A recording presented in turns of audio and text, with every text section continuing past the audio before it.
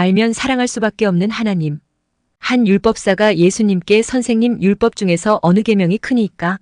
하고 물었습니다. 이 질문에 예수님은 이렇게 대답하셨습니다. 예수께서 이르시되 내 마음을 다하고 목숨을 다하고 뜻을 다하여 주 너의 하나님을 사랑하라 하셨으니 이것이 크고 첫째 되는 계명이요. 이처럼 하나님을 사랑하라는 것이 가장 크고 첫째 되는 계명입니다. 예수님은 또 이렇게 말씀하셨습니다. 너희가 나를 사랑하면 나의 계명을 지키리라. 예수님을 사랑하는 자는 다른 모든 계명들을 지킵니다. 그러므로 우리가 지켜야 할 가장 중요한 계명은 예수님을 사랑하는 것입니다. 그럼 어떻게 해야 예수님을 진정으로 사랑하는 자가 될 수 있을까요? 사랑은 단지 감정적인 것이 아니라 지식과 밀접한 관계가 있습니다. 사랑이 풍성해지려면 지식이 있어야 합니다. 내가 기도하노라 너희 사랑을 지식과 모든 총명으로 점점 더 풍성하게 하사 연인들이 만나고 서로를 알아가는 과정을 통해서 사랑이 증가하는 것처럼 하나님을 사랑하는 것 역시 하나님을 알므로써 증대됩니다. 그러므로 하나님이 어떤 분인지 알아야 합니다. 그럼 하나님은 어떤 분일까요? 삼위일체의 1위이신 하나님은 아버지라는 말로 그 정체성이 가장 잘 표현됩니다. 2위이신 예수님은 구주라는 말로 그리고 3위이신 성령님은 보혜사라는 말로 그 정체성이 가장 잘 표현됩니다. 따라서 저는 하나님께 대한 여러분의 사랑을 증가시키기 위해 하나님은 아버지이시고 예수님은 구주이시며 성령님은 보혜사라는 사실을 설명해 드리고자 합니다. 1. 아버지 하나님 아버지가 없이는 누구도 존재할 수 없습니다. 마찬가지로 우리는 하나님 없이 존재할 수 없습니다. 하나님은 만물을 창조하신 창조주로서 우리의 근원이십니다.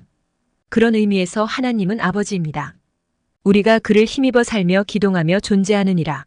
너희 시인 중 어떤 사람들의 말과 같이 우리가 그의 소생이라 하니 이와 같이 하나님의 소생이 되었은즉 하나님을 금이나 은이나 돌에다 사람의 기술과 고안으로 새긴 것들과 같이 여길 것이 아니니라.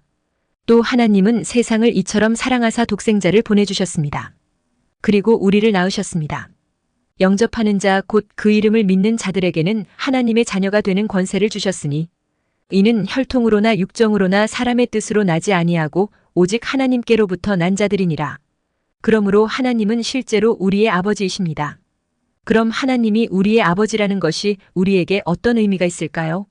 무엇보다 그것은 하나님이 저와 여러분을 지극히 사랑하신다는 것을 의미합니다. 아버지는 자녀들을 사랑합니다. 마찬가지로 하나님은 우리를 사랑하십니다. 하나님은 이 우주에서 우리를 가장 사랑하시는 분입니다. 우리를 가장 사랑하는 어머니보다 우리를 더 사랑하시는 분이 하나님 아버지입니다. 부성애 혹은 모성애가 어디로부터 왔습니까? 바로 창조주이신 하나님입니다. 부성애나 모성애는 하나님의 사랑의 한 작은 파편일 뿐입니다. 모든 부모는 자녀를 사랑하고 자녀에게 좋은 것을 주기를 원합니다. 하나님도 마찬가지입니다. 그래서 예수님은 이렇게 말씀하셨습니다. 너희 중에 누가 아들이 떡을 달라 하는데 돌을 주며 생선을 달라 하는데 뱀을 줄 사람이 있겠느냐? 너희가 악한 자라도 좋은 것으로 자식에게 줄 알거든. 하물며 하늘에 계신 너희 아버지께서 구하는 자에게 좋은 것으로 주시지 않겠느냐? 하나님은 모든 좋은 것의 근원이십니다. 온갖 좋은 은사와 온전한 선물이 다 위로부터 빛들의 아버지께로부터 내려오나니 그는 변함도 없으시고 회전하는 그림자도 없으시니라. 하나님은 우리에게 아무것도 아끼지 않으십니다. 자기 아들을 아끼지 아니하시고 우리 모든 사람을 위하여 내주시니가 어찌 그 아들과 함께 모든 것을 우리에게 주시지 아니하겠느냐? 찬송하리로다. 하나님 곧 우리 주 예수 그리스도의 아버지께서 그리스도 안에서 하늘에 속한 모든 신령한 복을 우리에게 주시되 에베소서 13. 왜냐하면 우리를 지극히 사랑하시는 우리 아버지이기 때문입니다. 우리는 하나님을 단순히 하나님으로 생각하면 안 됩니다. 무슨 말이냐 하면 하나님을 유일신 창조주 만왕의 왕으로만 인식하지 말고 우리를 지극히 사랑하시는 아버지로 인식해야 한다는 것입니다. 그래야 하나님을 사랑하는 자가 될 수 있습니다. 특히 기도할 때 하나님을 아버지로 인식하고 기도해야 합니다. 그래야 믿음으로 기도하여 기도 응답을 받을 수 있습니다. 예수님은 기도를 가르치시면서 이렇게 말씀하셨습니다. 그러므로 너희는 이렇게 기도하라.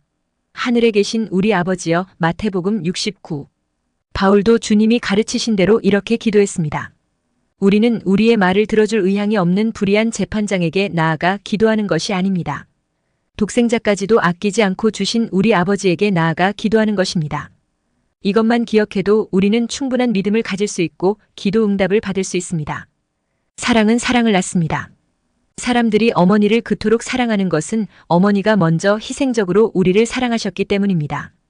예수님을 사랑하려고 노력하지만 말고 예수님이 얼마나 우리를 사랑하셨는가 깊이 묵상하고 그 사랑을 받아들이십시오. 그러면 주님께 대한 사랑이 자연스럽게 여러분 안에서 올라오게 될 것입니다. 오래전 저는 신학교를 졸업하고 군 복무도 마쳤습니다. 그러나 무일푼이라 교회를 개척할 수 없었습니다. 그래서 하늘만 바라보고 2년간 교회를 개척하게 해달라고 기도했습니다. 그때 누군가 저에게 2천만 원만 도와주었더라도 저는 그 사람을 평생 잊지 못할 은인으로 여겼을 것입니다. 이처럼 가난하고 절실할 때 누군가 경제적인 도움을 준다면 그 사람은 평생 잊을 수 없는 은인이 됩니다. 더구나 물에 빠져 물을 먹고 죽어가고 있는데 누군가가 구해주었다면 혹은 불 속에서 타 죽을 위험에 처했는데 누군가가 뛰어들어와 자신을 구해주었다면 그 은혜를 평생 잊을 수 없을 것입니다. 그런데 예수님은 그 정도가 아닙니다. 대신 죽어주심으로 우리를 구원해 주신 구주이십니다. 그것도 고통 없이 쉽게 죽은 것이 아니라 채찍에 맞으시고 머리에는 가시관을 쓰시고 손과 발에는 대못이 박히시고 십자가에 매달려서 온몸의 피를 다 쏟으시고 죽어주심으로 우리를 구원해 주신 구세주이십니다. 더욱이 주님은 우리가 가족이거나 친구 혹은 선한 사람이 아니라 죄인이요 불경건한 자요 원수였을 때 그 일을 하셨습니다. 이 사실을 곰곰이 생각해 보십시오. 이런 분을 우리가 어찌 사랑하지 않을 수 있겠습니까?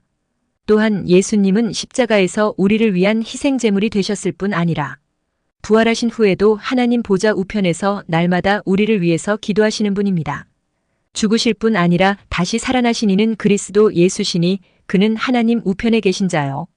우리를 위하여 간구하시는 자신이라. 요즘은 신만이들도 산삼을 좀처럼 찾지 못합니다. 왜냐하면 풀이 많이 자랐고 산삼의 달도 떨어지고 잎은 시들고 줄기마저도 녹아서 없어진 것들이 많기 때문입니다. 저도 요즘 산삼을 통 발견하지 못했습니다. 그러다가 지난주 오랜만에 사구 산삼을 발견했습니다.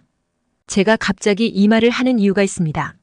저는 사람들에게 돈을 줄 수는 있어도 산삼을 줄 수는 없습니다.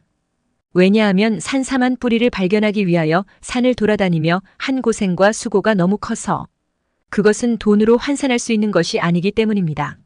그런데 기도가 마치 그와 같습니다. 누군가에게 돈을 주는 것은 쉽습니다. 그러나 그 사람을 위해서 기도해 주는 것은 그것도 날마다 지속적으로 기도해 주는 것은 쉽지 않습니다. 날마다 지속적으로 드리는 기도의 가치는 돈으로 환산할 수 없는 것입니다. 진짜 사랑하고 아끼지 않는 한 절대로 매일 누군가를 위해 기도할 수 없습니다. 그런데 주님은 저와 여러분이 천국에 가는 그날까지, 즉 평생 우리를 위해 간절히 기도하십니다. 그러니 우리가 이런 예수님을 어찌 사랑하지 않을 수 있겠습니까? 3. 보혜사 성령님. 하나님은 우리의 아버지이시고 예수님은 우리의 구주이시고 성령님은 우리를 도와주시는 보혜사이십니다.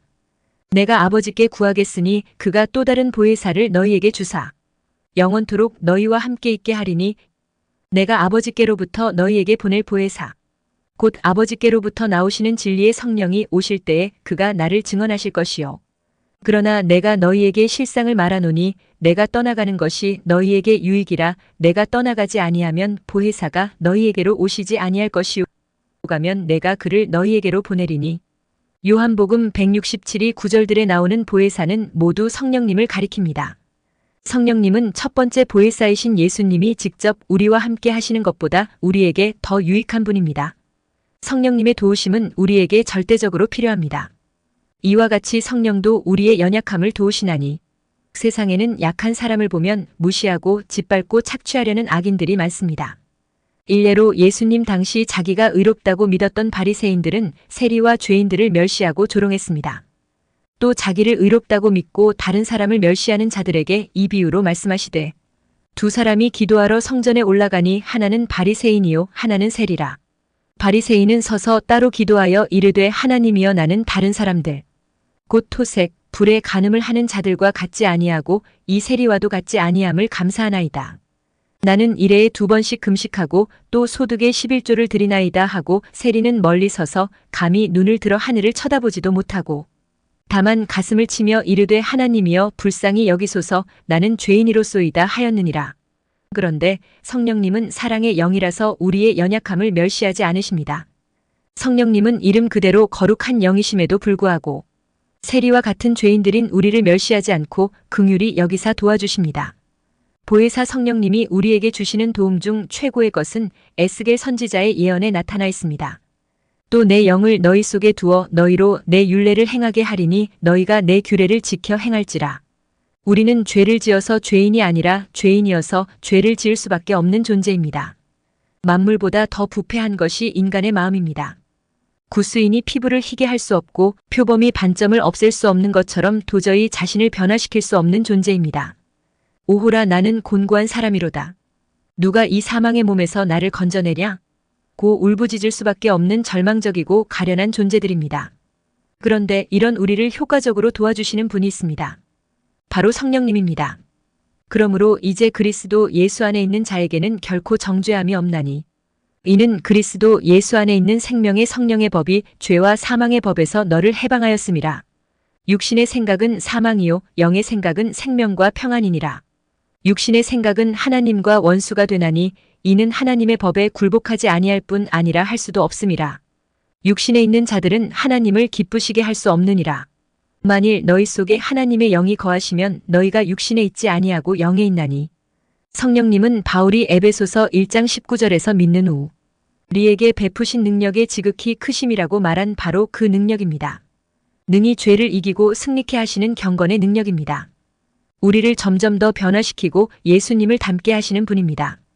우리가 다 수건을 벗은 얼굴로 거울을 보는 것 같이 주의 영광을 보매 그와 같은 형상으로 변화하여 영광에서 영광에 이르니 곧 주의 영으로 말미암음이니라. 또한 성령님은 하나님을 위해서 봉사할 수 있도록 도와주시는 분입니다. 우리가 하나님의 사랑과 예수님의 희생과 성령님의 도와주시는 은혜가 감사해서 주를 섬기기 원해도 그렇게 할 수 없습니다. 무지하고 무능하기 때문입니다. 요즘 고3들은 입시 전쟁을 치르고 대학교 4학년생들은 취업 전쟁을 치릅니다. 사람들은 직장을 원하지만 능력이 없으면 아무도 써주지 않습니다. 그런데 우리가 그런 자들입니다. 그런 우리에게 각종 은사를 주셔서 하나님과 영혼들을 위해 유익한 종들로 만들어주시는 분이 성령님입니다. 이 얼마나 감사한 일입니까? 그리고 성령님은 죄의 세력에서 우리를 해방시켜 주실 뿐만 아니라 죄의 존재 자체로부터 자유케 해주시는 분입니다. 다시 말해서 몸의 구속까지 이루어 주시는 분입니다. 그뿐 아니라 또한 우리 곧 성령의 처음 익은 열매를 받은 우리까지도 속으로 탄식하여 양지 곧 우리 몸의 속량을 기다리느니라. 그는 만물을 자기에게 복종하게 하실 수 있는 자의 역사로 우리의 낮은 몸을 자기 영광의 몸의 형체와 같이 변하게 하시리라. 몸의 속량이 누구에 의해 이루어집니까? 바로 성령님입니다. 예수를 죽은 자 가운데서 살리신 이의 영이 너희 안에 거하시면 그리스도 예수를 죽은 자 가운데서 살리신 이가 너희 안에 거하시는 그의 영으로 말미암아 너희 죽을 몸도 살리시리라. 로마서 811 이처럼 성령님은 우리의 낮은 몸을 그리스도의 영광의 몸처럼 변화시켜서 질병과 연약과 노쇠 현상과 죽음으로부터는 물론이고 죄와 부패와 범죄의 가능성에서 완전히 해방시키셔서 영원히 천국에서 삼위일체 하나님과 천군천사와 구원받은 성도들로 더불어 영생복락을 누릴 수 있게 만들어주시는 분입니다. 그러니 얼마나 감사한 분입니까? 이런 분을 우리가 어찌 사랑하지 않을 수 있겠습니까? 마땅히 우리는 성령님을 사랑해야 합니다. 성령님을 근심시키거나 슬프게 하지 말고 성령을 좇아 행하는 자가 되어야 합니다. 이런 설교를 들어도 부담감만 느낄 뿐 하나님을 사랑할 수 없는 성도들이 있습니다. 그런 분들은 어떻게 해야 할까요? 잘 들어보십시오. 사랑은 몸으로 하는 것이 아니라 마음으로 하는 것입니다. 그러므로 노력한다고 되는 것이 아니라 마음에서 우러나와야 합니다. 예를 들어 남녀 간의 사랑을 생각해 보십시오. 남녀의 사랑이 노력한다고 되나요?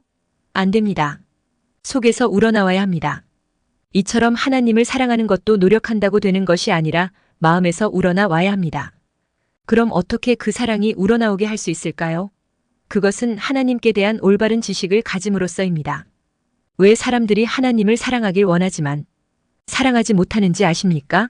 그것은 하나님이 어떤 분이신지는 제대로 알지 못하면서 주 너의 하나님을 사랑하라는 계명만 가지고 하나님을 사랑하려고 율법적으로 노력하기 때문입니다. 그래서 하나님께 대한 사랑이 속에서 우러나오지 않기 때문입니다. 그러므로 우리는 먼저 하나님이 어떤 분인지 알아야 합니다. 하나님을 단지 하나님으로 생각하지 말고 아버지로 이해하고 이 사실에 주목해야 합니다. 예수님을 단지 예수님으로 생각하지 말고 구주로 이해하고 이 사실에 주목해야 합니다. 성령님을 단지 성령님으로 생각하지 말고 보혜사로 이해하고 이 사실에 주목해야 합니다. 그럴 때 하나님께 대한 감사와 사랑이 우리 안에서 우러나오게 됩니다. 그래서 하나님을 진짜 사랑할 수 있습니다. 여러분, 날마다 시간을 내서 기도하고 계시지요? 반드시 그렇게 하셔야 합니다. 기도는 선택이 아니라 필수입니다. 너희는 스스로 조심하라. 그렇지 않으면 방탕함과 술 취함과 생활의 염려로 마음이 둔하여지고 뜻밖의 그날이 덕과 같이 너희에게 임하리라. 이날은 온 지구상에 거하는 모든 사람에게 임하리라. 이러므로 너희는 장차 올 이 모든 일을 능히 피하고 인자 앞에 서도록 항상 기도하며 깨어있으라 하시니라. 그런데 우리는 하나님께 기도할 때 먼저 감사 기도를 드립니다. 바로 그때 하나님은 아버지이시고 예수님은 구주이시고 성령님은 보혜사라는 사실을 기억하십시오. 그리고 감사 기도를 드려보십시오. 그러면 자칫 형식적이 되기 쉬운 감사 기도가 달라집니다. 하나님께 대한 감사의 마음이 속에서 우러나오기 때문입니다. 뿐만 아니라 이것을 기억하고 기도를 하면 그 기도를 통해 하나님과 예수님과 성령님을 사랑하는 마음이 생겨나고 점점 크게 자라납니다. 그래서 하나님을 진정으로 사랑하는 자로 변화될 수 있습니다.